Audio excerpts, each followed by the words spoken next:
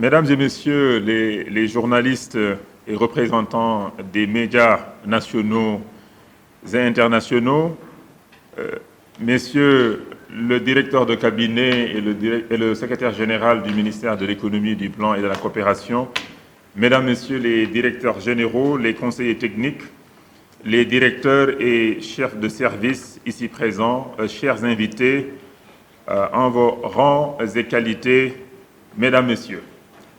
Je voudrais, au nom de Monsieur le Président de la République, Son Excellence Macky Sall, et au nom du gouvernement, vous remercier d'avoir bien voulu répondre à notre invitation et vous souhaiter également la cordiale bienvenue à cette conférence de presse. Chers journalistes, comme vous le savez, le Président de la République, Son Excellence Macky Sall, a présidé ce mardi 29 septembre 2020 au CICAD, le Conseil présidentiel sur le PAP 2A, le plan d'action prioritaire 2, qui est ajusté et accéléré pour la relance de l'économie en présence de tous les acteurs. Cette rencontre, qui a été un moment fort de la vie socio-économique de notre pays, a permis de lancer la nouvelle séquence dans la gestion de la crise de la Covid-19 en passant de la résilience à la relance. À cette occasion, le Président de la République a précisé que, je cite, « Nous devons passer de la défense à l'attaque par la relance, toujours en adoptant notre stratégie jusque-là gagnante, la stratégie bloc équipe, inclusive et participative qui associe l'État, les forces vives de la nation et nos partenaires. » Fin de citation.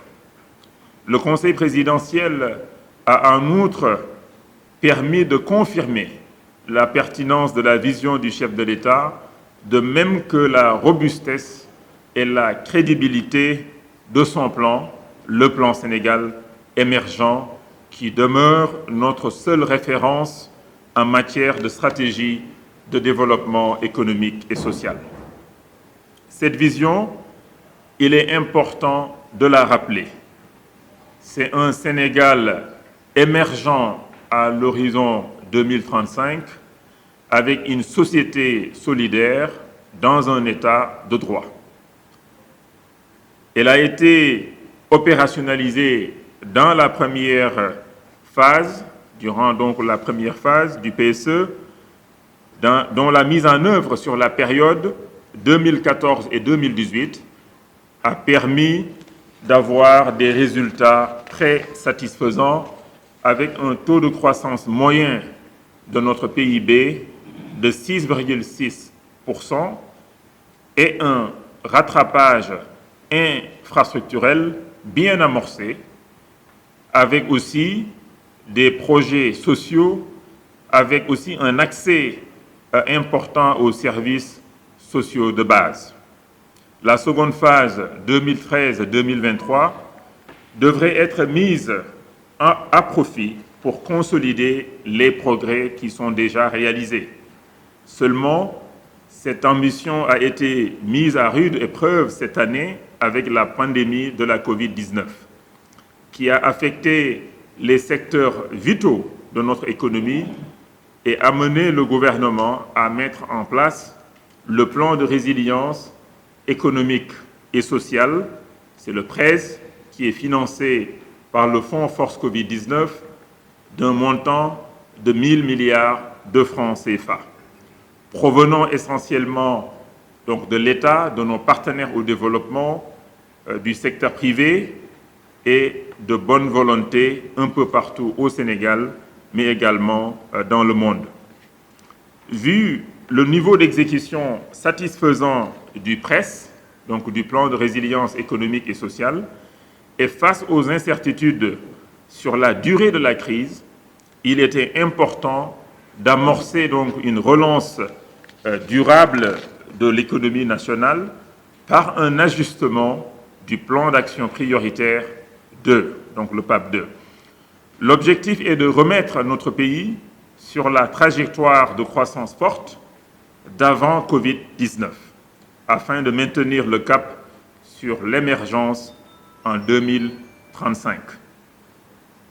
À cet égard, le processus d'élaboration de ce que nous appelons aujourd'hui le PAP 2A a été engagé avec une démarche inclusive qui a impliqué tous les ministères du gouvernement, les partenaires au développement, le secteur privé, la société civile, les organisations syndicales, les associations de consommateurs et les universitaires, pour ne citer que ceux-là. Ce processus a été également ponctué de visites de terrain. Nous sommes allés sur le terrain rencontrer les acteurs. Il a en outre nécessité une réunion gouvernementale présidée par son Excellence le Président Macky Sall le 13 août 2020 pour valider les grandes orientations du plan d'action prioritaire 2, accéléré et ajusté pour la relance de l'économie. Ce processus a été bouclé par le Conseil présidentiel donc avant-hier, mardi, un Conseil présidentiel qui a été un moment fort, un moment historique, qui a été inclusif, ouvert, pédagogique et riche d'enseignements, en consacrant la validation du PAP 2A ajusté et accéléré, désormais appelé le PAP 2A. La taille de ce PAP 2A s'établit à 14 712 milliards de francs CFA, avec une contribution de plus d'un tiers du secteur privé national et international via des projets privés, mais également des projets en partenariat public-privé avec l'État, les collectivités, les entités publiques qui ont des investissements massifs à faire, donc qui vont essayer de les faire avec le secteur privé. Mesdames et messieurs, la rencontre de ce mardi a eu un succès éclatant, comme en attestent les chaleureuses félicitations que son Excellence le Président de la République a reçues, venant du secteur privé, venant des partenaires au développement, venant de diverses associations, donc qui ont vraiment salué cette initiative. Tous les participants ont été impressionnés par le courage du Président de la République pour opérer les réformes nécessaires, sa vision claire et son leadership exceptionnel. D'ailleurs, c'est ce leadership qui nous a permis, avec les efforts importants du secteur de la santé, les efforts importants du gouvernement, qui nous a permis donc de bien gérer cette crise et d'avoir été, comme on dit, ranké, si je peux utiliser ce mot, numéro 2 dans le monde et premier en Afrique par d'éminents spécialistes internationaux. Le Sénégal doit être fier de ce ranking, mais ne pas rester dormir sur ses lauriers, mais continuer à poursuivre la lutte contre donc cette crise qui n'est pas encore terminée. Ce leadership donc du président nous sera aussi très utile pour la suite. Il sera un atout majeur pour la mise en œuvre des réformes, mais également des projets. Le président l'a dit, pas de réforme, pas d'argent. No reforms, no money. Le message est très clair, tout le monde va se mettre à la tâche pour réformer et lancer donc les différents projets pour une croissance plus forte l'année prochaine et les années à venir, une croissance inclusive.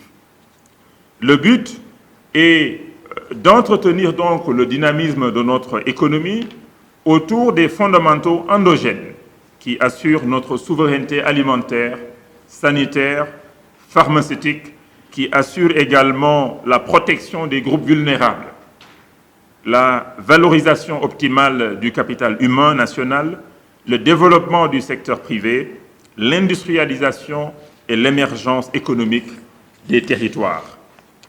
Le gouvernement et toutes les catégories d'acteurs sont sortis de ce Conseil présidentiel revigorés et mobilisés en bloc équipe pour mettre en œuvre toutes les décisions en mode fast-track. Le fast-track, comme l'a rappelé le chef de l'État, va plus que jamais rester la doctrine d'action du gouvernement et de toutes les administrations et ses démembrements. En conclusion, il faut retenir que la relance de l'économie, nous devons la faire ensemble, en nous investissant dans le produire local et dans le consommer local, mais également dans des partenariats forts avec les investisseurs, notamment internationaux, mais en intégrant toujours la dimension contenu local au-delà du secteur du pétrole et du gaz, pour faire du développement endogène de notre pays une réalité. En définitive, le chef de l'État a défini ce 29 septembre 2020 une économie politique post-Covid-19, avec une doctrine de relance autour d'un triptyque de soutien au PAP 2, à savoir ajuster, accélérer, attaquer. C'est le triple A. Le gouvernement est plus que jamais mobilisé autour de ce triptyque. Soyez donc assurés de notre engagement total pour une économie forte, inclusive, résiliente, en vue du bien-être des populations si chères au chef de l'État. Voilà ce que je souhaitais partager avec vous, chers partenaires des médias, en guise d'introduction. Nous restons à votre disposition pour aller plus loin dans les réformes, dans les projets que nous allons lancer très prochainement. Je puis vous dire d'ores et déjà que les réformes ont déjà commencé. La première réforme phare vraiment qui va nous aider à booster l'investissement privé, non seulement dans les secteurs sociaux, mais aussi dans les secteurs économiques, c'est l'instrument des partenariats publics-privés. Et depuis plusieurs mois, nous y travaillons. Le projet de loi, il est pratiquement prêt. Et la semaine prochaine, ou au plus tard la semaine suivante, je présenterai au Conseil des ministres. Mais très probablement la semaine prochaine, en Conseil des ministres. Une fois que le projet de loi est adopté en Conseil des ministres, nous irons à l'Assemblée nationale durant le mois d'octobre. Et une fois que le projet de loi sera adopté à l'Assemblée, octobre, on espère, on pourra immédiatement prendre les décrets d'application. Parce que nous avons aussi travaillé en parallèle sur les décrets d'application de cette loi. Il y aura 2 décrets d'application et les décrets sont à 90% finalisés. Cela a été un processus participatif avec tous les partenaires au développement, les investisseurs nationaux, internationaux, la société civile, une consultation vraiment très large qui a permis donc d'arriver à stabiliser donc un nouveau projet de loi qui va abroger l'ancienne loi de 2014 donc sur les contrats de partenariat. Ce projet de loi va tenir en compte tous les types de partenariats. Ce projet de loi également va permettre une meilleure représentation ou une meilleure représentativité du secteur privé dans l'investissement dans les projets. Pour chaque projet, on va s'assurer que le privé national a un minimum de part, ou en tout cas la partie nationale, un minimum de participation qui sera requis, mais ce privé va contribuer au capital de ces sociétés de projets. Mais également dans l'exécution des PPP, il est important qu'il y ait un contenu local dans la mise en œuvre du projet lui-même. Donc il y a 2 niveaux, l'actionnariat et la mise en œuvre. Il faudra que le privé national soit plus représenté.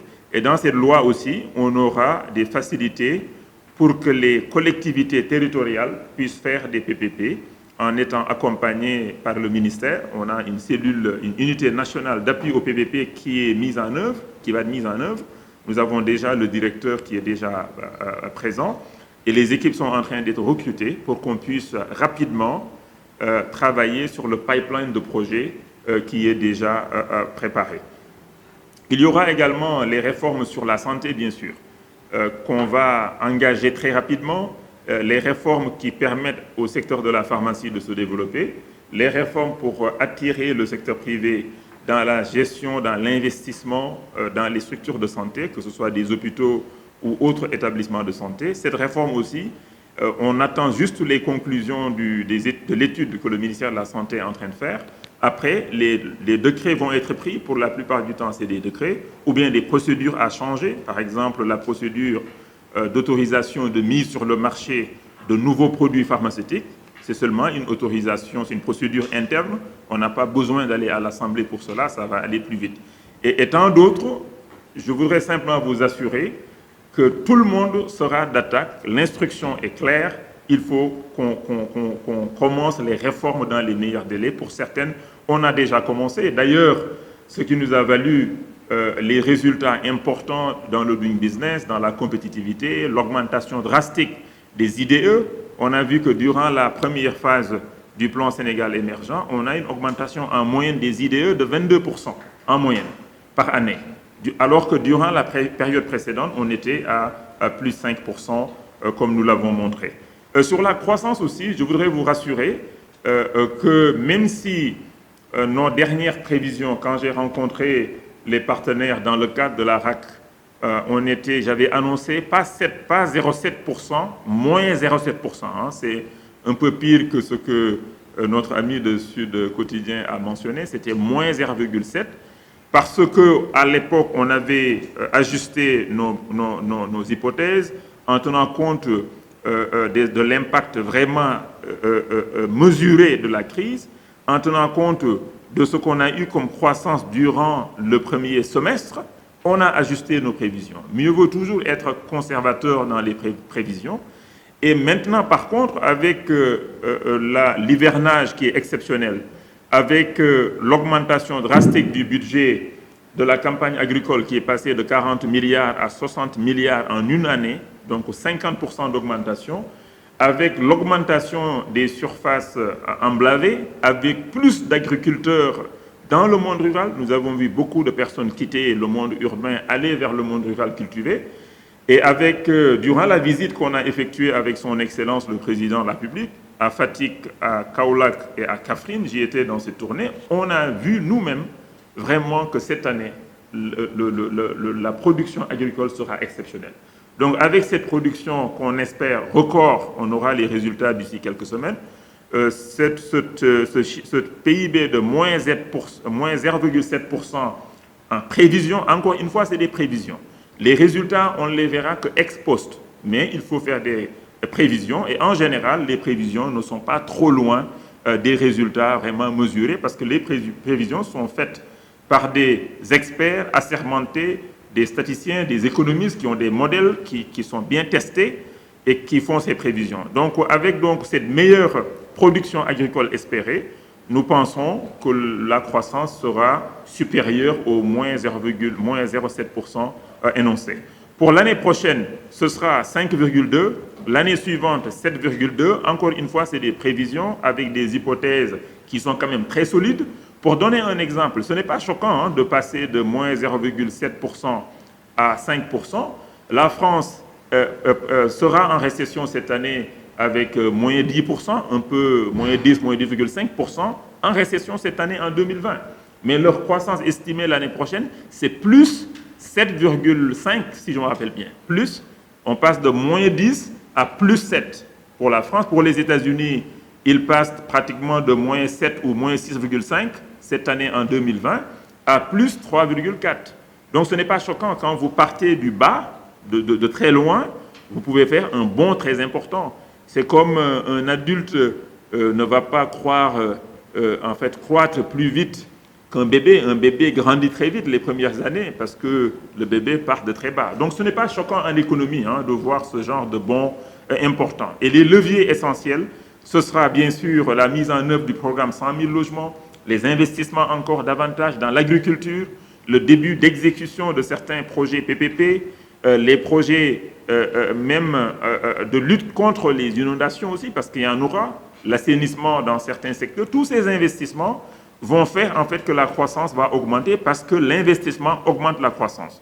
Pour les années suivantes, donc 2022-2023, 2023, on attend croissance à 2 chiffres, C'est drivé essentiellement par les investissements qui seront faits entre maintenant et 2023 pour préparer l'arrivée du gaz et du pétrole. Le gaz, quand même, c'est à moins pratiquement 3000 mètres. Donc vous percez, vous allez au fond des océans pour aller chercher le gaz. Et tout ça, c'est beaucoup d'argent. C'est des milliards de dollars qui sont investis par nos partenaires internationaux.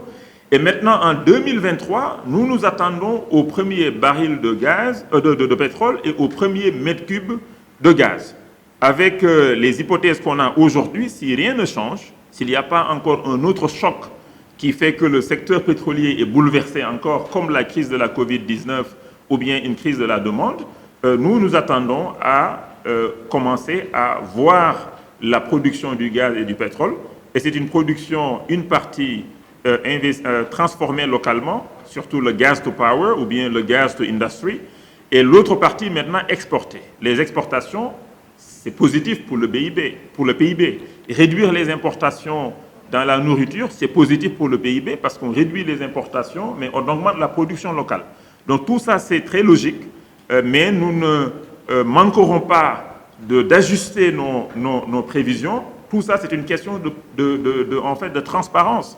Quand j'ai de nouvelles données, que les hypothèses changent, que la nouvelle donne change, c'est mon devoir, c'est le devoir du gouvernement d'informer les investisseurs, d'informer les populations, d'informer le public et d'ajuster, même si des fois on est obligé d'ajuster à la baisse. Bon, on est dans un pays démocratique, les gens sont libres de dire ce qu'ils pensent, il n'y a pas de souci, de développer et de commenter, de critiquer les politiques du gouvernement. Ça, c'est normal, c'est dans tous les pays en tout cas qu'on l'a. Mais nous, le plan que nous l'avons étudié dans les détails. Nous sommes au cœur de l'action. Nous avons associé le secteur privé, nous avons associé des universitaires. Nos services ont proposé, ont apporté, ont contribué leurs expériences. Et c'est à la suite de ce travail monumental que nous avons proposé un PAP 2 ajusté et accéléré. Et le PAP 2, il est aussi pratiquement déjà financé, surtout la partie publique. Au niveau de l'endettement, on n'a pas de souci d'endettement. Le cadrage qu'on a fait, macroéconomique, qui donc prévoit un déficit budgétaire cette année à autour de moins 6,3%, 5% l'année prochaine, 4% l'année suivante et 3% en 2022, c'est un cadrage qu'on a arrêté avec nos partenaires et qui donc tient compte de nos capacités d'endettement et surtout qui tient compte également de la capacité à mobiliser plus de recettes à travers la SRMT, donc la stratégie en tout cas d'augmentation des recettes. C'est une stratégie qui va être mise en œuvre par le ministère des Finances et du Budget, qui a déjà d'ailleurs commencé. On a vu les résultats. Entre 2019 et 2020, nos recettes 2018 et 2019 ont augmenté de pratiquement 20%, simplement grâce à une meilleure célérité, mais nous allons continuer les réformes dans la fiscalité pour simplifier davantage, pour élargir l'assiette fiscale, pour également formaliser notre secteur informel et simplifier. Par exemple, dans tout ce qui est l'impôt sur le foncier bâti, quand vous avez une villa, un appartement que vous louez à quelqu'un, c'est un peu complexe pour calculer en fait l'impôt. Ce que nous prévoyons dans la prochaine loi de finances, c'est de simplifier davantage, arriver à une formule extrêmement simple. Je donne un exemple, ce n'est pas encore finalisé. Par exemple, on dit, si vous recevez 12 mois de loyer, vous versez 1 mois de loyer à l'État, par exemple. Ça, c'est une stratégie simple.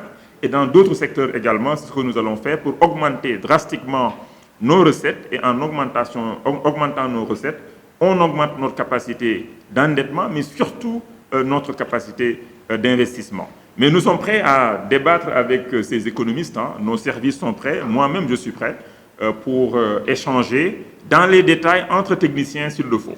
Voilà, je vous remercie pour ces questions. Je dois préciser que c'est 14 712 milliards de francs CFA qui est prévu. Avant la crise, on avait prévu 14 098 milliards de francs CFA. Et c'est le montant qui était retenu lorsque le gouvernement a présenté donc le PAP 2, le programme d'action prioritaire 2, à la communauté internationale, à la communauté des partenaires au développement à Paris en décembre 2018. Et lors de ce groupe consultatif, les partenaires se sont engagés à financer plus que même ce que l'État du Sénégal cherchait à l'époque. Je me rappelle, j'étais à l'époque à la Banque africaine de développement. La banque était aussi un grand, est un grand partenaire et qui avait décidé à l'époque de soutenir massivement donc, ce plan d'action prioritaire. Comme le financement il était déjà bouclé, surtout pour la partie publique, avec des intentions d'investissement également du secteur privé, à l'époque, ce qui était prévu, c'est que 22% seulement du programme d'action, du plan d'action prioritaire soit financé en PPP et en privé par le secteur privé. Et cette fois, avec la crise et avec les réformes que nous allons faire, nous attendons à plus de participation du secteur privé, surtout avec un regain d'intérêt également pour investir en fait au Sénégal. Donc, la partie publique, c'est assurée par essentiellement nos partenaires au développement. La partie privée, il y a déjà des intentions fermes d'investissement. Il s'agira maintenant d'aller vers la mise en œuvre. Mais on ne va pas s'empêcher d'ajuster certains de ces financements, comme on ajuste le PAP 2 et également on essaie d'accélérer. Il faudra qu'on ajuste sur certains projets les volumes de financement, les montants de financement qui sont proposés, et les partenaires au développement sont disponibles parce que les partenaires financent le programme de l'État. Les partenaires n'ont pas leur propre programme à financer. Tout ce qu'ils financent, c'est l'État qui a proposé, c'est l'État qui est d'accord, c'est la vision du pays, c'est le projet de développement du pays que le partenaire finance. Donc les partenaires sont flexibles. Sur certains projets, on va leur demander quel montant qui était déjà sécurisé, donc qui est déjà dans le cadrage macroéconomique. Au lieu de mettre, par exemple, 100% dans tel projet, mettons 70%, les 30%, mettons dans tel projet qui est devenu plus prioritaire. Par exemple, dans la santé, il faudra mettre plus d'argent, on y reviendra certainement. Il faudra aussi mettre plus d'argent donc dans l'agriculture, surtout dans la mécanisation, dans la disponibilité des terres, et nos partenaires sont disposés donc à accompagner, ajuster. Il sera juste nécessaire pour eux d'aller revoir leur conseil d'administration comme ça se passe, à travers une sorte d'avenant pour dire, voilà, le pays qui était prêt à prendre tel investissement, tel financement pour tel montant, souhaite maintenant orienter vers tel secteur ou tel autre, et cela se fera sans souci. Sur les projets du secteur privé, nous avons des projets majeurs dans les PPP. L'autoroute, par exemple, Thiès, Tivaouane, Saint-Louis, c'est un PPP. Nous sommes très loin avec le partenaire. Le port de Ndayane, nous sommes très loin avec le partenaire. Très bientôt, nous allons signer donc la concession. Et tant d'autres projets. Dans la santé, par exemple, un PPP. L'hôpital à Saint-Louis, ce sera un PPP. Il y en a d'autres aussi. Le président a parlé en fait, réhabiliter, en tout cas, de porter l'hôpital d'Al Diam de niveau 3 à niveau 4. Ça va nécessiter quelques investissements. Mais aussi, les réformes qu'on va faire dans ces différents secteurs, nous sommes convaincus que ces réformes pourront attirer des investisseurs. Ce n'est pas les investisseurs vraiment qui manquent, c'est la préparation des projets. Ça me permet donc d'aborder le fond de préparation des projets et d'amorçage. Dans le passé, on envoyait des listes, des fiches aux investisseurs qui vont essayer eux-mêmes de faire des études. Ça coûte cher, ça prend du temps. Ce que nous souhaitons, c'est un fonds mobilisé sur le budget de l'État en partie, par les partenaires au développement en prêt concessionnel, très concessionnel, mais surtout en dons également. Il y a beaucoup d'argent disponible auprès de nos partenaires au développement en dons pour préparer des projets qui permettent de les préparer et d'attirer les investisseurs qu'il faut en faisant les études de faisabilité, les études d'impact environnement, en faisant même des fois dans certains projets le design, mais également en étudiant la structure du capital, en recrutant des avocats, des experts qui vont conseiller dans la structuration du projet, mais aussi des avocats qui vont conseiller l'État pour que l'État puisse négocier des contrats aussi gagnant-gagnant PPP avec le secteur privé. Sur les scénarios, bien sûr, nous avons différents scénarios sur lesquels que nous visons. Cependant, nous attendons, en fait, nous ne comptons pas comme avant, plus sur en fait le secteur international. Nous souhaitons, nous, réduire nos importations et en fait produire davantage localement. Cela veut dire que même si dans d'autres pays, les marchés sont un peu, peut-être il y a des contraintes sur les marchés, l'impact sur notre économie sera moindre. Nous ne comptons pas aussi sur une relance du tourisme immédiatement. Donc le tourisme, ce ne sera pas en 2021, probablement en 2022, on verra le tourisme international. Nous comptons sur le tourisme local, sur le tourisme régional surtout, durant les 2, peut-être même les 3 prochaines années. C'est pourquoi le gouvernement, le président a accédé à la demande des acteurs du tourisme pour des suspensions sur la fiscalité pour 2020 et 2021. Ça a été accordé. On verra par la suite comment en fait ce secteur pourra se mobiliser pour en tout cas développer le tourisme local. Et c'est sur ça d'ailleurs qu'on va travailler avec le secteur privé local, et c'est dans le programme de relance également. La réforme du Code des marchés, ce que nous avons prévu en tout cas dans le cadre de cette relance, c'est de donner au secteur privé en général et en particulier au secteur privé national plus de place. Plus de place en accompagnant le secteur privé à investir dans des projets PPP, à prendre des participations, en les organisant. Cela a déjà été fait. Aujourd'hui, l'IPP, la centrale d'électricité IPP, Independent Power Producer, qui est la plus grande au Sénégal de 300 MW, est en ce moment en train d'être développée à 100% par le secteur privé national, en co-développement avec la Sénélec. C'est pratiquement 200 milliards de francs d'investissement pour produire 300 MW et vendre l'électricité à la Sénélec.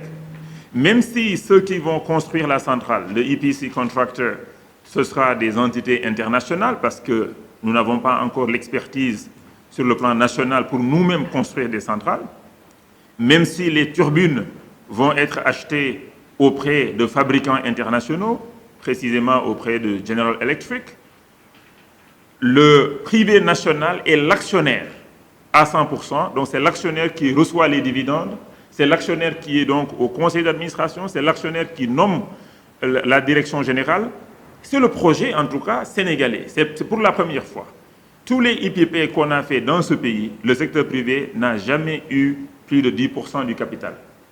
Tous les IPP sans exception. Tous les IPP jusqu'à aujourd'hui. On a plus de 500 peut-être mégawatts d'IPP dans le pays, des centrales éoliennes, centrales Malicounda, Fossil Fuel et d'autres centrales. Mais c'est le secteur privé international, on n'est pas présent. Pour la première fois, on l'a à 100%. Quand vous développez un projet comme cela, on vous demande du capital à autour de 20-25% seulement du capital. Donc le privé sénégalais va mobiliser 20% de 200 milliards, c'est 40 milliards. Ils se retrouvent ensemble pour mobiliser 40 milliards et lever 160 milliards auprès des banques internationales. Sur ce projet, c'est le AFC, Africa Finance Corporation, qui est l'équivalent de la SFI dédiée à l'Afrique et basée au Nigeria, qui est le lead arrangeur. Dès samedi, ils vont signer tous les contrats. Les constructions vont commencer prochainement, donc c'est faisable. C'est une volonté, et cette volonté, le gouvernement l'a, cette volonté politique, nous l'avons. Et il y aura une deuxième centrale aussi de 225 MW qui sera aussi faite dans le nord en exploitant le gaz qui viendra de Tortue avec BP. Ce sera une centrale aussi en majorité capitaux détenus par des nationaux, bien sûr avec des partenaires internationaux. Ça peut être dans le capital ou en tout cas dans l'exécution du contrat lui-même. Et les sociétés sénégalaises qui sont dans le bâtiment, par exemple, pourront aussi jouer un rôle extrêmement important dans l'exécution de ces projets, qui sont dans tout ce qui est électricité, pourront jouer un rôle important dans l'exécution des projets. Et les personnes qui vont travailler pour faire ces projets sont à 90% des personnes aussi sénégalaises qui vivent ici, qui paient leurs taxes ici. Donc une bonne partie des salaires qui seront payés vont rester également vont rester dans le Sénégal. Mais pour que l'État aussi puisse appuyer davantage le secteur privé national, Il faut que le secteur privé soit plus uni également, qu'il y ait plus de partenariats, comme on l'a vu dans cette centrale, que chacun ne veuille pas contrôler sa propre société. Je préfère être actionnaire dans une société qui vaut 100 milliards, avoir 10%, que d'avoir 100% d'une société qui vaut 1 milliard. C'est très évident. Donc il faut qu'il y ait plus de partenariats. Nous allons engager des discussions avec le secteur privé national, les différents patronats, pour voir aussi comment mutualiser, comment fédérer. Nous en avons déjà parlé. Après, il faudra passer à l'acte. Sur le code des marchés aussi, à un moment donné, il faudra qu'on s'assure aussi que les projets ne sont pas retardés simplement parce que quelqu'un qui a perdu un marché aille jusqu'à la Cour suprême et retarder un projet de 3 mois. On ne va pas se développer si un projet peut tenir 3 ans ou 2 ans parce que simplement les gens ne sont pas d'accord sur un appel d'offres.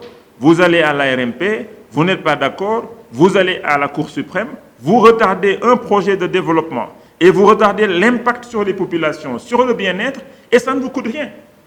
Donc, une réforme qu'on pourrait envisager, c'est quand même d'encadrer cela. Et d'encadrer cela de manière plus forte. Aujourd'hui, c'est encadré, mais ça ne suffit pas. Vous pouvez retarder un projet de 3 ans, sur 3 ans, ça ne vous coûtera pas grand-chose. Ce que ça vous coûte, c'est rien pour vous. Donc, vous êtes encouragé à jouer ce jeu-là. Mais si la pénalité, si vous perdez un processus pareil et que vous retardez tout le monde, vous perdez parce que vous aviez tort. Si la pénalité elle est plus élevée, vous allez réfléchir avant quand même de vous engager dans cela. Il faut un équilibre. Et aussi, il faut reconnaître que le moins cher n'est toujours pas aussi le mieux aussi. Ce n'est pas parce que quelqu'un est moins cher en termes de bid que l'État aura aussi un résultat positif. Donc il faut allier les deux. Il faut aller peut-être vers le mieux-disant. En tout cas, il y a des possibilités de réformer ce code. Il n'est pas parfait. C'est des choses aussi sur lesquelles l'État peut s'engager donc à faire. Sur la gestion axée sur les résultats aussi, il ne faut pas oublier que nous avons maintenant les budgets programmes. Chaque ministère, chaque agence a un budget programme. Donc, il faut des résultats et des résultats qui seront mesurés. Donc, c'est une gestion axée sur des résultats plus que jamais. C'est une norme maintenant de l'UEMOA et le Sénégal a adopté donc cette norme-là. Et donc, c'est le budget programme. Nous avons, sur la question de recruter des personnes qui sont compétentes, l'administration sénégalaise, quoi qu'on dise, a des compétences extraordinaires. Ça, on le sait. Même s'il y a des lenteurs des fois, il y a des lourdeurs, l'administration regorge de personnes, de compétences qui n'ont rien à envier à d'autres administrations internationales. Malgré cela, nous allons continuer les réformes. C'est pourquoi le président de la République a validé le PAMA, le programme d'appui à la modernisation de l'administration, pour que l'administration soit partout, pour que l'administration ne soit pas seulement au Sénégal. Le projet e-Gouv va être aussi validé prochainement en PPP.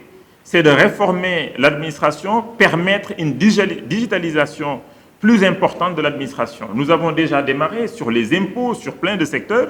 Vous pouvez, par exemple, faire des paiements en ligne, par exemple. Vous pouvez payer des impôts en ligne, par exemple. Mais il faudra aller plus loin. Il faudra qu'on réduise le plus possible le contact entre l'administration et les administrés en digitalisant le plus possible. Et sur cela qu'on est, on a déjà commencé. Et le PAMA va nous permettre aussi d'aller plus loin. Les réformes du Doing Business vont nous permettre également d'aller plus loin dans le cadre du PREAC.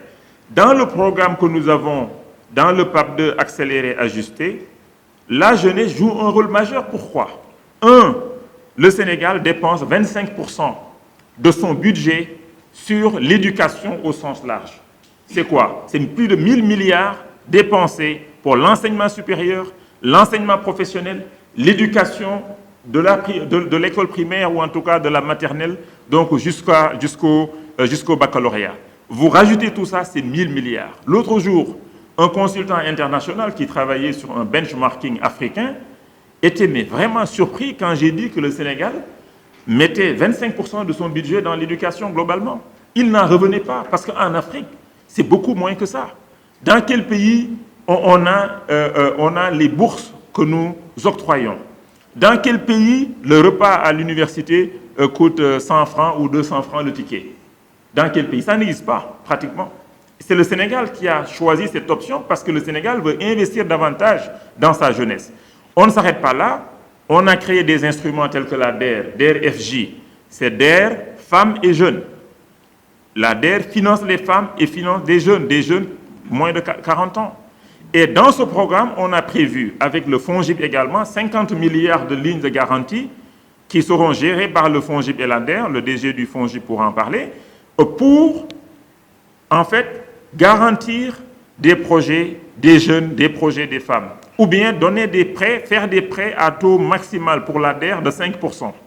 Les lignes de financement, les lignes de garantie que FONGIP va gérer, c'est des taux de sortie avec les sociétés de microfinance à 8% ou 9% maximal, alors qu'aujourd'hui, ces entités prêtent à 18, 19, 20%.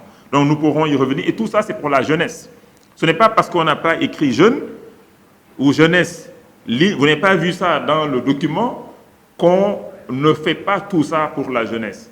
DER, c'est DER-FJ. En fait, l'appellation correcte de la DER, c'est DER-FJ. Et donc, vraiment, tout ce qu'on fait, c'est pour la jeunesse. Les agropoles également qu'on fait. Les agropoles sud, dans la région naturelle de la Casamance, ouest, dans les 3 communes de Sandiara, de Nguyen et de... Il y a une 3e commune, en fait, dans le cadre de l'intercommunalité, c'est un agropole ouest. L'agropole centre, l'agropole nord, c'est des jeunes qui vont y travailler. C'est des jeunes qui vont transformer des produits agricoles et revendre au Sénégal et également exporter. Tout ça, c'est pour la jeunesse. Merci. Merci,